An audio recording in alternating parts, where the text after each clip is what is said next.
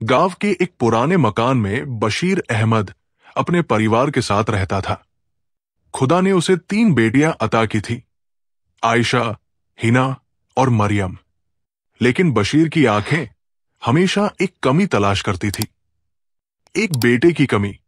जब पहली बेटी पैदा हुई तो गांव की औरतें मुबारकबाद देने आईं। जरीना के चेहरे पर खुशी थी, मगर बशीर खामोश था। उसने बेटी की तरफ एक बार देखा और मुंह मोड़ लिया। कुछ दिन और इंतजार कर लेते, शायद बेटा होता, उसने खुश्क लहजे में कहा। जरीना का दिल टूट गया। वो पहली बार मां बनी थी और शोहर के मुंह से ये जुमला उसके दिल में तीर की तरह पेवस्त हो गया। वक्त गुजरा, दूसरी बेटी हुई, फिर तीसरी। हर बार बशीर का रवैया सख्त होता गया। वो बेटियों को नजरअंदाज करता, न कभी गोद में लेता, न स्कूल लेकर जाता, न उनकी खुशियों में शरीक होता। उसका दिल जैसे सिर्फ एक ख्वाब में कैद था। बेटा। जरीना बेटियों की मां ही नहीं, बाप भी बन गई। उनके साथ खेलती, पढ़ाती, हिम्मत देती। आयशा सबसे बड़ी थी, बहुत समझदार। वो बाप की आंखों में मोहब्बत की झलक तलाश करती रहती, मगर हर बार खालीपन मिलता। एक दिन स्कूल का फंक्शन था। आयशा ने मुकाबला जीता और प्रिंसिपल ने सबके सामने उसकी तारीफ की। आयशा दौड़ती दौड़ती बाप के पास आई। अब्बू, मैंने पहला इनाम जीता है। सबने कहा, मैं बहुत समझदार हूं।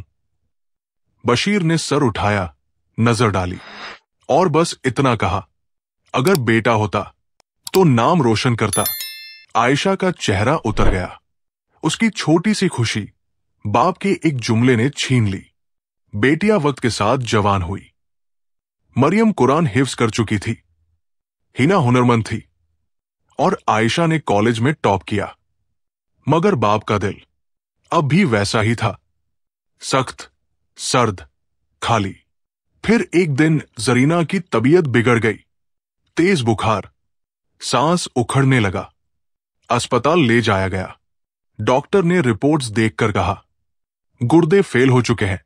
एक गुर्दा फौरी दरकार है, वरना जिंदगी बचाना मुश्किल है। बशीर सर पकड़कर बैठ गया। वो हक्का बक्का, बेबस और खामोश था। आयशा फौरन आगे बढ़ी। डॉक्टर साहब, मेरा टेस्ट करें। अगर मैच हो जाए तो गुर्दा मैं दूंगी। जरीना की आंखों से आंसू बहने लगे। नहीं बेटी, तुम अभी बहुत छोटी हो। आयशा ने मां का हाथ थामा और कहा, मां, आपने जिंदगी भर हमारा साथ दिया। अब हमारी बारी है। टेस्ट हुआ, मैच हो गया, ऑपरेशन कामयाब रहा। जरीना की जान बच गई। बशीर पहली बार बेटियों के बीच खामोश खड़ा था, मगर उसके दिल में एक तूफान चल रहा था। रात को जब सब सो गए तो वो आयशा के कमरे में आया। उसने बेटी का हाथ पकड़ा और कांपती आवाज में बोला, आयशा, मुझे माफ कर दो। मैंने तुम्हें कभी अपना फख्र नहीं समझा, हमेशा बेटे की तमन्ना की और तुम जैसी अजीम बेटी को नजरअंदाज कर दिया। आयशा मुस्कुराई, आंखों में नमी थी।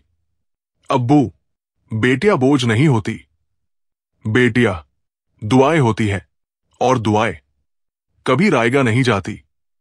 बशीर के आंसू उसके गालों पर बहने लगे। बरसों की सरदमहरी एक लम्हे में पिघल गई। उस दिन के बाद गांव वालों ने बशीर को बदला हुआ पाया। वो अब अपनी बेटियों के साथ बैठता, हंसता और फख्र से कहता, मेरी बेटियां मेरा मान है, अखलाकी पैगाम। बेटियां सिर्फ घर की जीनत नहीं होती, वो मां बाप की ढाल होती है। जिन घरों में बेटियां होती है, वहां रब की खास रहमत नाजिल होती है।